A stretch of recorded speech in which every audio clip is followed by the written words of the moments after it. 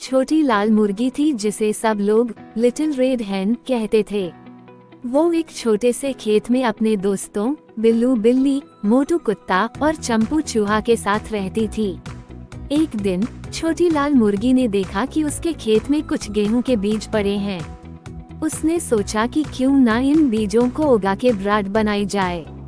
Little red हेन ने अपने दोस्तों से कहा, दोस्तों, गेहूं के बीज उगाने में कौन मेरी मदद करेगा? बिल्लू बिल्ली ने कहानी पढ़ी, मोटू कुत्ता ने खेलने का बहाना बनाया और चंपू चूहा ने कहा, मुझे सोना है। सब ने कहा, मैं नहीं, मुझे बहुत काम है। लिटिल रेड हेन थोड़ा दुखी हुई, लेकिन उसने हिम्मत नहीं हारी। उसने अकेले ही गेहूं के बीज बोए और उनका ख्याल रखा। दिन बीत गए, माह बीत गए और धीरे धीरे गेहूं के पौधे बड़े होने लगे।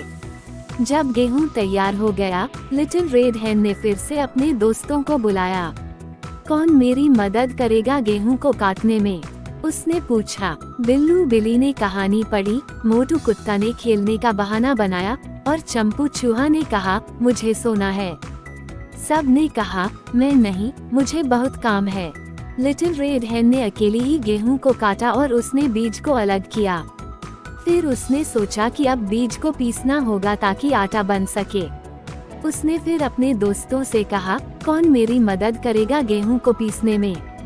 फिर से सबने वही जवाब दिया, मैं नहीं, मुझे बहुत काम है। लिटिल रेड हेन ने थोड़ा सांस लिया और फिर अपने काम में लग गई। उसने अकेली ही गेहूं को पीसा और उसे नरम आटा बनाया। जब आटा तैयार हो गया, उसने सोचा कि अब इसे ब्रेड बनाना चाहिए। उसने अपने दोस्तों से पिछली बार पूछा, कौन मेरी मदद करेगा इस आटे से ब्रेड बनाने में?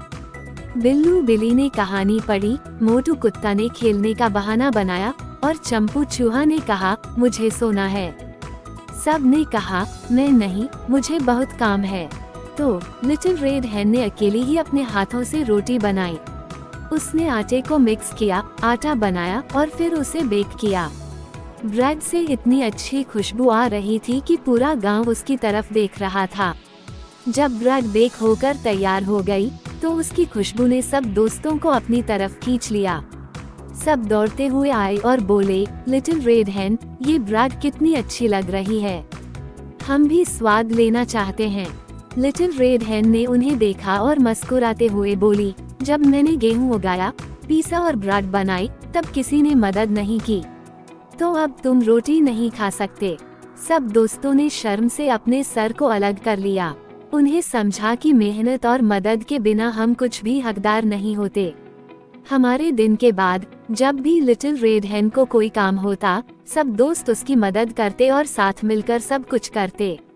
और इस तरह लिटिल रेड हेन ने अपने दोस्तों को एक जरूरी सबक सिखाया कि कड़ी मेहनत और सहयोग से ही हम सफल हो सकते हैं।